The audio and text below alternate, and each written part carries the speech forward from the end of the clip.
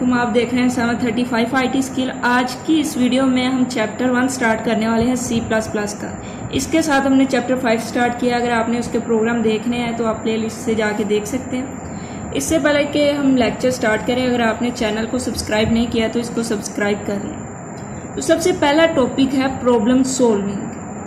तो problem solving की ज़रूरत क्यों पड़ रही है हमें? सबसे पहला टॉपिक ही प्रॉब्लम सॉल्विंग क्यों है, अब हम इसे समझेंगे।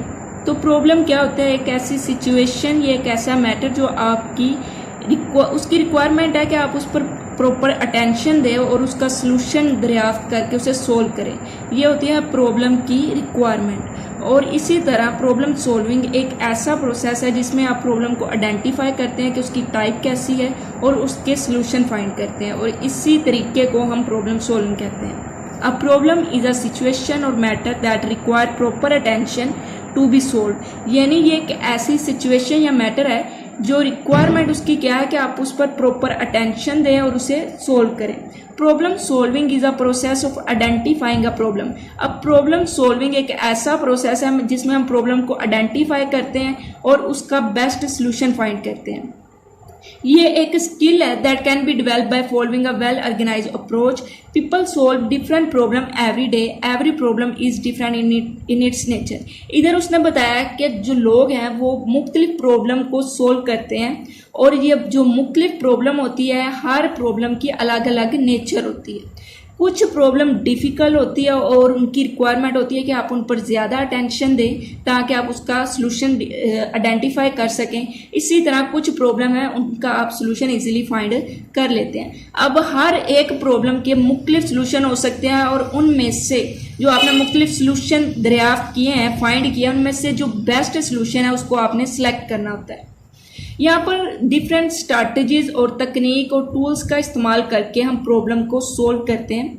तो computer is use as a tool to solve complex problem by developing computer program. Computer program को डिवेल्प करके हम जो कम्प्लेक्स प्रॉब्लम है, यानी जो पेचीदा जो मुश्किल प्रॉब्लम है, उनको भी सोल्व कर लेते हैं। लेकिन ये कंप्यूटर प्रोग्राम हम बनाते किधर? हम कंप्यूटर में बनाते हैं, तो कंप्यूटर एज अ टूल इस्तेमाल हो रहा है। Computer program contain different instruction for the computer. एक प्रोग्राम क्या होता है? प्रोग्राम का मतलब ही है सेट ऑफ इंस्ट्रक्शन। हम मुख्तलिफ इंस्ट्रक्शन दे रहे होते हैं कंप्यूटर को, और कंप्यूटर उसके मुताबिक काम कर रहा होता है। अब different solution of a problem can be identify and the best solution is selected. ये लाइन पहले पढ़ ली है।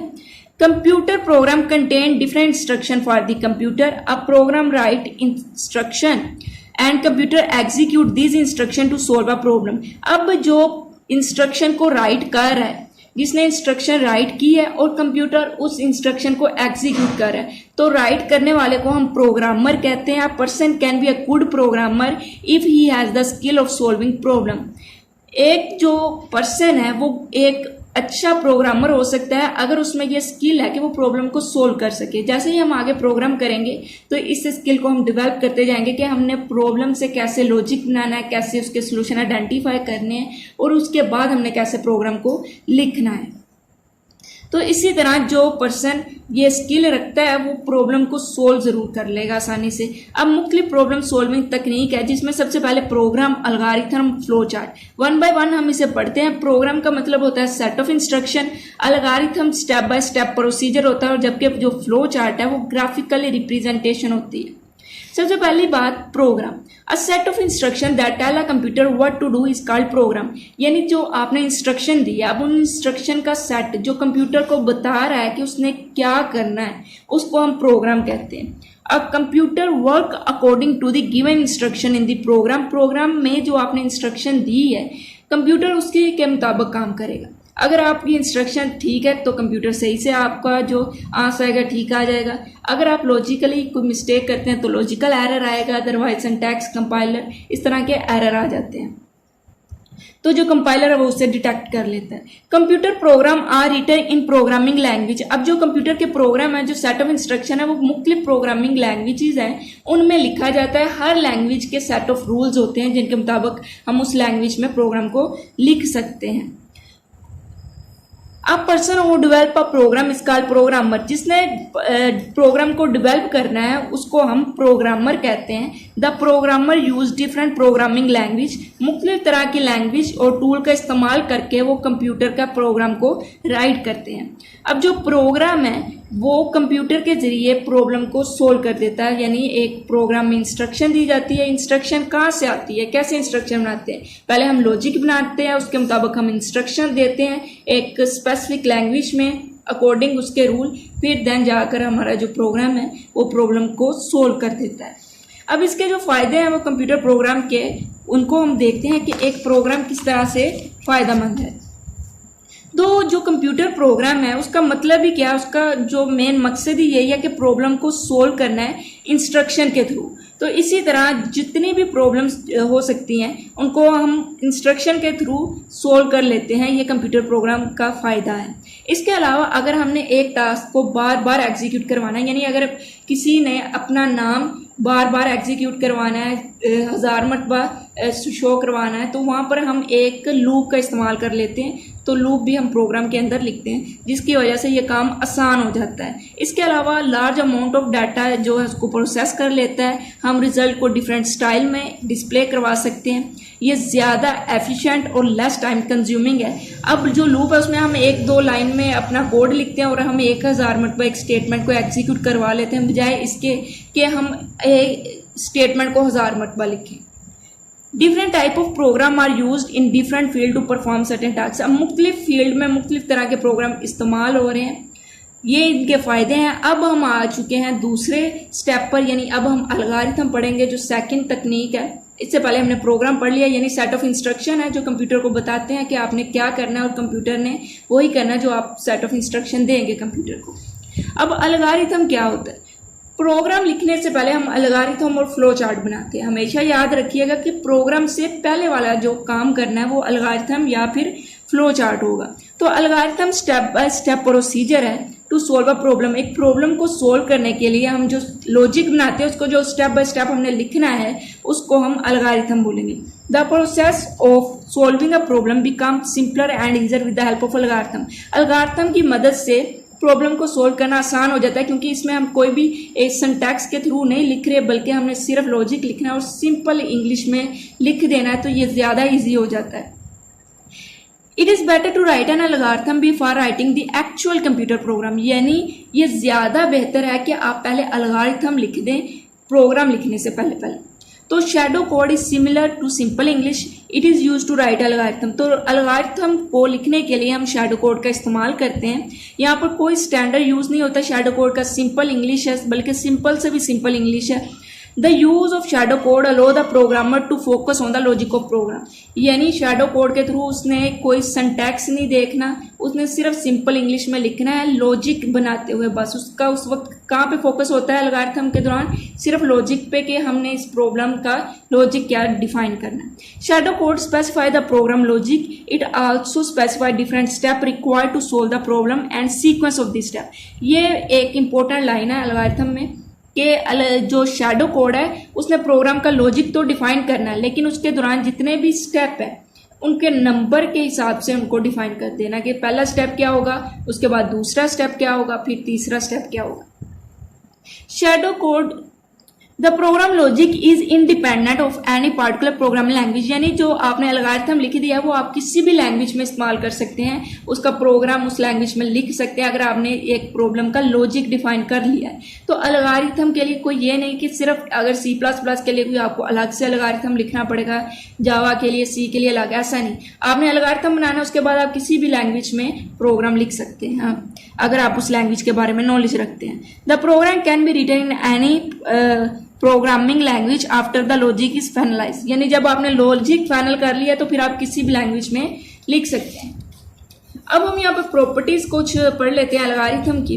तो यहाँ पर जो हमने पीछे पढ़ा है वही उन्होंने 3 स्टेप में यहाँ पर डिफाइन किया है कि जो आपको प्रॉब्लम दी गई है उसको आपने सिंपल और मीनिंगफुल स्टेप में डिवाइड कर देना है। उसके बाद जो स्टेप आपने डिवाइड किया उनके नंबर लगा देने कि सबसे पहले इनपुट लेनी है, फिर आपने उसके बाद कैलकुलेट करनी है। ये ना हो कि सबसे पहले आपने कैलकुलेशन की हो, बाद में आप इनपुट ले रहे हो, उसके बाद आप इनिशियलाइज करवा रहे हो, तो इस तरह से नहीं, बल्कि स्टेप बाय स्टेप आपने इसको फॉलो करना है। The step should be descriptive and written in simple English. अब जो स्टेप लिखे गए हैं वो डिस्क्रिप्टिव हो और सिंपल इंग्लिश में हो, यानी समझ आ रही हो कि इस कुछ एग्जाम्पल देखते हैं, उसके बाद आपको इसका अच्छे से समझ आ जाएगी कि एल्गोरिथम है क्या। तो एग्जाम्पल 1 है, the following algorithm find the sum, यानी सम को, प्रोडक्ट को और एवरेज को फाइंड करना है 5 नंबर्स की। तो सबसे पहले हमने सम को फाइंड करना है, फिर प्रोडक्ट को, फिर एवरेज को। लेकिन सम तब फाइंड होगा जब हमारे पास 5 नंबर होंगे, यानी 5 नंबर सबसे पहले हमने इनपुट करवाने। सबसे पहले स्टार्ट और एंड तो लाजम हो गया हर एल्गोरिथम में, फ्लो चार्ट में। उसके बाद अब यहाँ पर हमने क्या करना है, स्टेटमेंट के मुताबिक लिखना है एल्गोरिथम। तो सबसे पहले हमने 5 नंबर इनपुट करवाने हैं। जब नंबर हमारे पास इनपुट हो जाएंगे, यानी यूज़र उन्हें एंटर कर देगा, उसके बाद हम सम को कैलकुलेट करेंगे। तो सम को कैलकुलेट करने के लिए हम फार्मूला लगाएंगे। जो 5 नंबर हमने या वेरिएबल डिक्लेयर करवाए हैं उनको हम ऐड कर देंगे, क्योंकि हमारे पास उनकी वैल्यू आ चुकी है। उसके बाद हम प्रोडक्ट के लिए उनको मल्टीप्लाई कर देंगे, और एवरेज के लिए जो हमारे पास सम आया है उसको जितने नंबर हमने ऐड किए हैं, जितनी वैल्यूज़, उनके साथ डिवाइड कर देंगे। यानी यहाँ पर 5 हैं तो हम 5 के साथ डिवाइड करके एवरेज निकाल देंगे। उसके बाद हम उसे प्रिंट करवा देंगे। तो ये सिंपल एल्गोरिथम है, कोई यहाँ पर लैंग्वेज का इस्तेमाल नहीं हुआ। अलबत्ता अगर आप किसी लैंग्वेज में प्रोग्राम लिखना चाह रहे हैं, अगर उस लैंग्वेज का आपको नॉलेज है, सिंटैक्स का पता है, तो आप इस एल्गोरिथम को यूज़ कर लेते हैं किसी भी लैंग्वेज के लिए। तो यहाँ पर सिर्फ लॉजिक पर फोकस किया गया है, किसी लैंग्वेज पर नहीं किया गया, यही इसका फ़ायदा है। इसी तरह यहाँ पर उसने कहा एक्सेलरेशन, एक मूविंग ऑब्जेक्ट का आपने फाइंड करना है। तो सबसे पहले इनपुट फोर्स एंड मास। अब मास और फोर्स को इनपुट क्यों करवाया गया, क्योंकि एक्सेलरेशन के फार्मूले में ही हमें फोर्स और मास चाहिए, और जो कि हमें नहीं बताई गई तो हम वो यूज़र से इनपुट करवाएंगे। तो यहाँ पर यूज़र से हम जैसे ही इनपुट करवा देते हैं, उसके बाद हम एक फार्मूला लगा देते हैं, क्योंकि हमारे पास वैल्यू आ चुकी है। तो फार्मूले में ये हमने असाइनमेंट ऑपरेटर लगाया है, यानी फोर्स ओवर मास का जो भी आंसर है वो असाइन हो जाएगा एक्सेलरेशन को। उसके बाद हम इसको प्रिंट करवा देंगे, तो यानी इसकी वैल्यू को प्रिंट करवा दें। तो ये सिंपल एल्गोरिथम है। इसके बाद आपने ये जो बाकी एग्जाम्पल है वो खुद करने की कोशिश करनी है। इसके बाद हम इसके एडवांटेजेस पे आ जाते हैं। Reduce complexity. कम्प्लेक्सिटी कैसे रिड्यूस हो जाती है, क्योंकि जब हम प्रोग्राम और एल्गोरिथम को अलग अलग लिखते हैं तो ये ज़्यादा इजी हो जाता है, क्योंकि यहाँ पर बार बार मैं आपको बता रही हूँ कि ये किसी भी लैंग्वेज पे डिपेंड नहीं कर रहा, ना आप यहाँ पे कोई स्टैंडर्ड यूज़ हो रहा है। सिंपल इंग्लिश में बस लॉजिक को आपने लिखना है, तो यहाँ पर सिर्फ लॉजिक पर आपका फोकस रहेगा, जिसकी वजह से ये रिड्यूस कम्प्लेक्सिटी है। The process of writing algorithm and program separately is less complex as the overall task is divide into simpler task. यानी इसने कहा जो ओवरऑल टास्क है पूरा प्रोग्राम लिखने का, वो सिंपल स्टेप में डिवाइड हो जाता है एल्गोरिथम की वजह से, क्योंकि यहाँ पर हमने एल्गोरिथम प्रोग्राम को अलग अलग करना होता है। The user can focus on solving the problem while writing the algorithm instead of concentrating on particular language। बजाय इसके कि वो एक लैंग्वेज पर कंसंट्रेट करे कि इसमें मैं कोई सिंटैक्स एरर ना कर दूँ, मैंने एक लैंग्वेज में किस तरह से इंस्ट्रक्शन देनी है, वो सिर्फ लॉजिक पर यहाँ पर कंसंट्रेट करेगा। लॉजिक उसका जब फाइनलाइज हो जाएगा तो फिर वो किसी भी लैंग्वेज में उसे लिख सकता है। तो इंक्रीज फ्लेक्सिबिलिटी। तो ये फ्लेक्सिबल कैसे हो सकता है, क्योंकि जब हम एल्गोरिथम लिख देते हैं तो हम किसी भी लैंग्वेज में उसके एल्गोरिथम की बिना पर प्रोग्राम लिख सकते हैं, जिसकी वजह से ये ज़्यादा फ्लेक्सिबल है। तो ये यूज़र को अलाउ करता है कि वो किसी भी प्रोग्रामिंग लैंग्वेज में इस कोड को लिख सकता है। The logic of the algorithm can be use to write the program different programming language such as visual basic. यहाँ पर उसने बताया कि जो आपने एल्गोरिथम लिख दिया है वो आप मुख्तलिफ लैंग्वेज में इस्तेमाल कर सकते हैं। अंडरस्टैंडिंग के लिए इजी है, क्योंकि स्टेप बाय स्टेप आपने डिस्क्रिप्टिव यानी सिंपल इंग्लिश में उसकी डिस्क्रिप्शन दे दी है कि हर स्टेप में हम क्या करें, जिसकी वजह से ये एल्गोरिथम को समझना ज़्यादा आसान हो जाता है। अब हम बात करते हैं फ्लो चार्ट। तो फ्लो चार्ट क्या है, graphical representation of solution of problem. एक प्रॉब्लम का जो सोल्यूशन पहले हमने स्टेप बाय स्टेप पर डिफाइन किया था, अब हम उसको ग्राफिकली बता रहे हैं। तो ये ग्राफिकल रिप्रेजेंटेशन में जब हम एक सोल्यूशन दे रहे हैं तो उसको हम फ्लो चार्ट कहेंगे। It show the sequence of step required to solve the problem. ये भी स्टेप का जो सीक्वेंस उसको ज़रूर रखेगा मद्देनज़र। अलबत्ता इसमें कोई स्टेप में सिंपल इंग्लिश वगैरह नहीं लिखी जाएगी, बल्कि एक ग्राफिकल रिप्रेजेंटेशन होगी। मुख्तलिफ हम सिंबल्स का इस्तेमाल करेंगे और हर जो सिंबल्स हैं वो मुख्तलिफ वैल्यूज़ के लिए इस्तेमाल होगा। यानी इनपुट के लिए और होगा, प्रोसेस के लिए और, कंडीशन के लिए और, इसी तरह हम देखेंगे वन बाय वन आगे। It present the flow of data, operation perform on data and sequence of this operation. ये बताएगा कि डाटा का फ्लो क्या है, पहला स्टेप क्या है, उसके बाद किस तरफ कंट्रोल मूव करेगा, और उसके बाद जो ऑपरेशन परफॉर्म हो रहे हैं डाटा पर, कौन कौन से ऑपरेशन परफॉर्म हो रहे हैं, इनपुट का हो रहा है, आउटपुट का हो रहा है, कैलकुलेशन का हो रहा है, और उसके बाद उनका सीक्वेंस भी बताएगा कि सबसे पहले कौन सा ऑपरेशन परफॉर्म हुआ है। A flow chart is design according to the defined rule. जबकि एल्गोरिथम में कुछ स्टैंडर्ड यूज नहीं हो रहा बल्कि सिंपल इंग्लिश यूज हो रही है, लेकिन फ्लो चार्ट में स्टैंडर्ड यूज हो रहे हैं, यानी इसमें डिफाइंड रूल्स के मुताबिक ही हम इसको डिजाइन करें। अच्छा जी, different symbol are use in flow chart to represent different operation and their flow. यही बात जो हमने ऊपर की कि मुख्तलिफ सिंबल्स का हम इस्तेमाल करते हैं जो रिप्रेजेंट करते हैं कि कौन सा ऑपरेशन परफॉर्म हो रहा है और फ्लो किस तरफ जा रहा है। A flowchart is an important tool for analyzing the process. It allows the user to easily understand different operation and their relationship. मुख्तलिफ जो ऑपरेशन परफॉर्म हुए और उनका जो रिलेशनशिप है उसको हम इजीली अंडरस्टैंड कर देते हैं, क्योंकि ग्राफिकली हमें ये ग्राफिकली रिप्रेजेंटेशन है, ग्राफिकली तौर पर हमें सोल्यूशन मुहैया किया जाता है। It helps the user to solve a problem easily. The process of writing the program become easier with the help of flowchart. Flowchart की वजह से जो प्रोग्राम को राइट करने वाला प्रोसेस है वो ज़्यादा सिंपल हो जाता है। यहाँ पर some important advantage of flow chart है।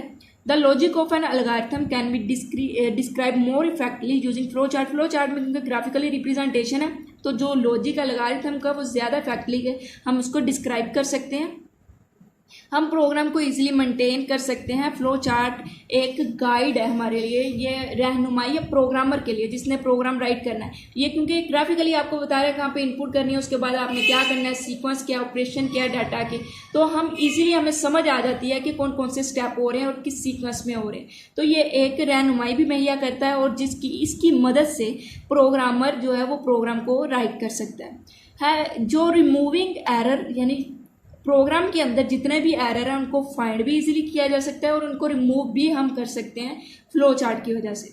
अब मुख्तलिफ सिंबल्स हैं, इनको ज़रा आपने ध्यान से देखना है, क्योंकि अगर आपको फ्लो चार्ट पे कोई भी क्वेश्चन आ जाता है, एमसीक्यूज आ जाता है, तो आपको पता होना चाहिए कि ये सिंबल कहाँ कहाँ पे इस्तेमाल होंगे। तो सबसे पहले इनपुट की बात करते हैं। कोई भी जो आप इंफॉर्मेशन कंप्यूटर में एंटर करते हैं, कंप्यूटर को गिवन करते हैं, उसको हम इनपुट कहते हैं। यानी एज अ यूज़र आप कंप्यूटर में एंटर करेंगे, ठीक हो गया, वो इनपुट होगी। जो इनपुट स्टेटमेंट होती है फ्लो चार्ट में हम उसको पैरालेलोग्राम में दिखाते हैं, यानी ये वाला सिंबल इसके लिए यूज होंगे। थोड़ी से रेक्टेंगल की तरह इधर से दोनों साइड से ये ज़रा टेढ़ी होंगी। अच्छा जी, प्रोसेस क्या है जिसमें कोई कैलकुलेशन होती है, कोई असाइनमेंट ऑपरेटर होता है, जैसे कि सम हो सकता है, प्रोडक्ट हो सकता है, एवरेज हो सकता है, area of rectangle, square, sphere, इस तरह से हो सकता है। तो वहाँ पर हम कोई कैलकुलेशन कर रहे हैं या असाइन कर रहे हैं वैल्यूज़ को, तो उसको हम प्रोसेस कहेंगे। उसके लिए हम रेक्टेंगल सिंबल का इस्तेमाल करेंगे। इसके बाद बारी आ जाती है सिलेक्शन। सिलेक्शन कहाँ पे इस्तेमाल होगा, जहाँ पर हम डिसीजन लेंगे, जहाँ पर हम कंडीशन लगाएंगे। कंडीशन एक वैल्यू की मदद से हम एक जैसे कि यहाँ पर n है तो n में कोई नंबर होगा, उस पर हम कंडीशन लगा रहे हैं कि अगर वो 50 से बड़ा है तो ट्रू होने पर क्या हो और फॉल्स होने पर क्या हो। तो यहाँ पर सिलेक्शन के लिए हम डायमंड का इस्तेमाल करेंगे और सिलेक्शन में हम क्या करते हैं, कंडीशन लगाते हैं और कंडीशन को चेक कर रहे होते हैं। इसके बाद आगे बढ़ते हैं, स्टार्ट एंड एंड। स्टार्ट और एंड जैसे हमने फ्लो एल्गोरिथम में भी देखा था कि ये लाजम है, इसी तरह फ्लो चार्ट में भी ये लाजमी आएंगे और ओवल इनकी लिए सिंबल इस्तेमाल होगा।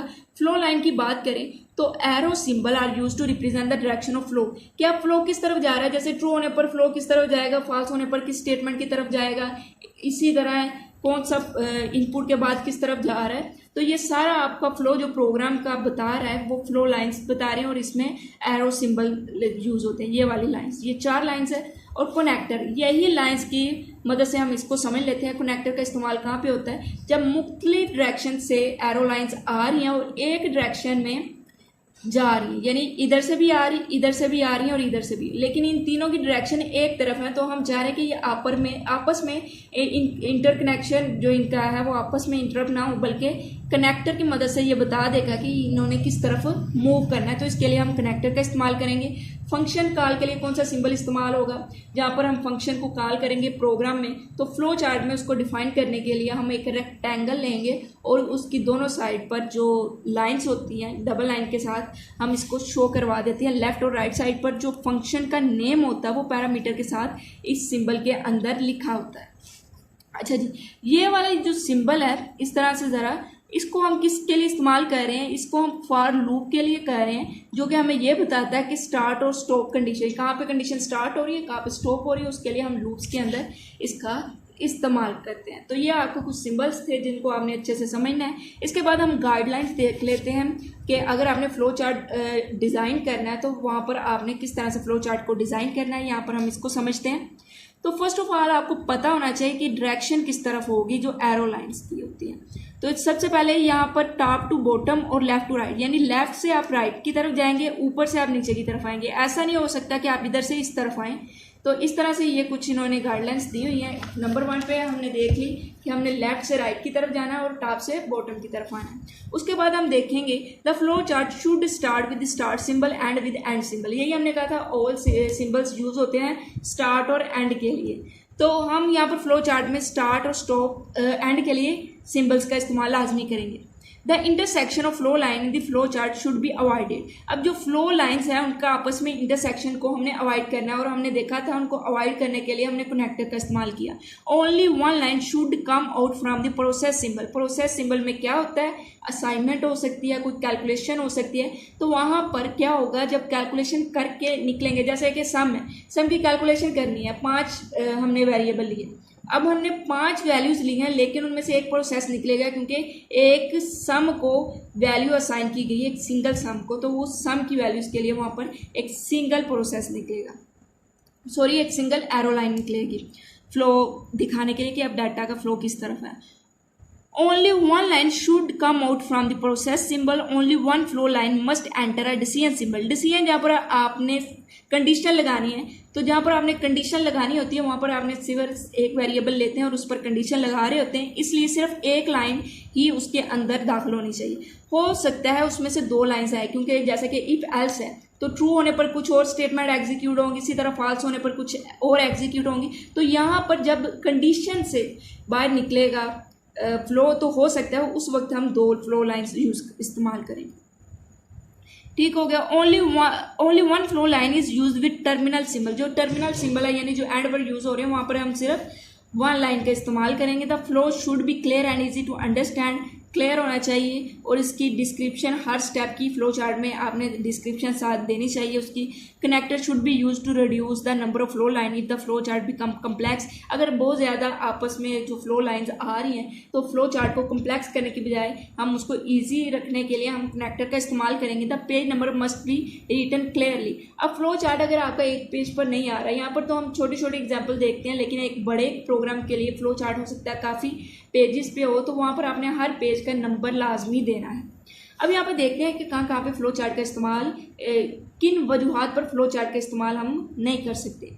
अच्छा जी, अगर हमने फ्लो चार्ट बहुत ज़्यादा कम्प्लेक्स प्रॉब्लम के लिए ड्रा करना है तो ये ड्रा करना ज़रा मुश्किल हो जाएगा हमारे लिए। इसके अलावा अगर कोई भी हमें चेंजेस रिक्वायर्ड है फ्लो चार्ट में, क्योंकि ये ग्राफिकल रिप्रेजेंटेशन है, तो हमें फ्लो चार्ट को दोबारा रीडिज़ाइन करना पड़ेगा। यहाँ पर हम एक एग्जाम्पल देख लेते हैं, इसकी मदद से फ्लो चार्ट को समझते हैं जिस तरह हमने अलगारिथम को समझा था।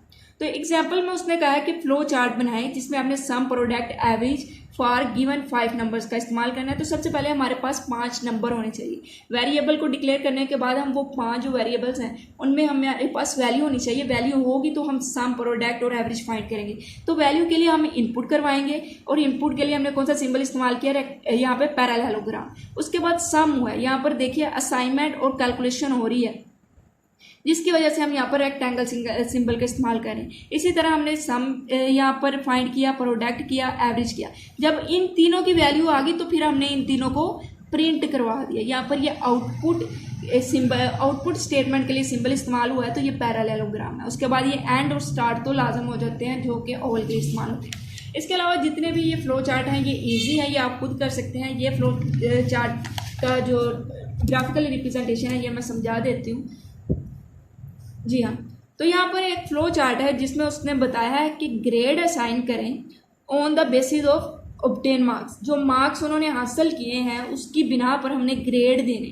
तो यहाँ पर मार्क्स पे कंडीशन लगाई हुई है उन्होंने। सबसे पहले मार्क्स हमारे पास होना जरूरी है, मार्क्स की वैल्यू होनी चाहिए। तो वो कहाँ से आएगी, वो हम यूज़र से इनपुट करवाएंगे। अगर तो मार्क्स 80 से ज़्यादा हैं तो ग्रेड ए होगा और अगर 80 से कम लेकिन 70 से ज़्यादा है तो बी होगा। इसी तरह से ये मार्क्स पर मुख्तलिफ कंडीशन है और उन कंडीशन की बिना पर यहाँ पर स्टेटमेंट है, ग्रेड दिए गए हैं जो कि हमने असाइन करने।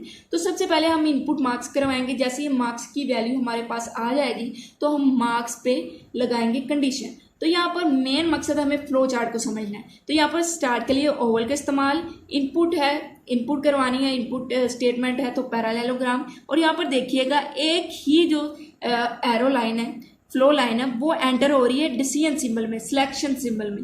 उसके बाद इसमें निकल दो रही है। यही हमने पीछे डिस्कस किया था कि अगर तो 80 से ज़्यादा है तो ट्रू होने पर ग्रेड ए वाली स्टेटमेंट को एग्जीक्यूट कर देगा, ये शो करवा देगा। अगर ऐसा नहीं है तो अगली जो कंडीशन है उसे चेक करेगा। ये इफ़ एल्स इफ का फ्लो चार्ट है। अगर आपने इफ़ एल्स इफ को अच्छे से नहीं समझा हुआ है तो आप मेरी चैनल पर जाकर प्ले लिस्ट देख सकते हैं चैप्टर 5 की, वहाँ पर हम एक एक प्रोग्राम कर रहे हैं। इसके बाद दूसरी कंडीशन को चेक करेगा। अगर तो ये ट्रू हो जाएगी तो ग्रेड बी एग्जीक्यूट कर देगा, अगर नहीं होगी तो फिर अगली कंडीशन पर। इसी तरह वो कंडीशन को एग्जीक्यूट करता आएगा। अगर इनमें से फर्स्ट करें ये वाली एग्जीक्यूट हो जाती है तो बाकी वो जो रिमेनिंग होगी उनको स्किप कर देगा और ये शो करवा देगा एंड प्रोग्राम से वो कंट्रोल बार की तरफ मूव कर जाएगा। अच्छा जी, अगर इनमें से फर्ज करें कि कोई भी नहीं आता, उसका नंबर, उसके जो नंबर मार्क्स है वो 40 से भी कम है, तो फिर हमने क्या करना है, हमने ग्रेड शो करवा देना है कि ग्रेड एफ है और ग्रेड में हमने एफ की वैल्यू दे दी। उसके बाद हमने प्रिंट करवा देना है ग्रेड, यानी एफ ही वैल्यू आ जाएगी। उसके बाद हम एंड का इस्तेमाल करेंगे। तो ये सिंपल फ्लो चार्ट था और फ्लो चार्ट के बारे में हमने पढ़ लिया। अगर आप दूसरी एग्जाम्पल है उनको करके देखिए, अगर समझ नहीं आई तो कमेंट बॉक्स में बताएं, और अगर समझ आ गया तो चैनल को सब्सक्राइब करें। इंशाल्लाह अगली वीडियो में हम प्रोग्राम डेवलपमेंट प्रोसेस और प्रोग्रामिंग लैंग्वेज को डिस्कस करेंगे। तब तक के लिए अल्लाह हाफिज़।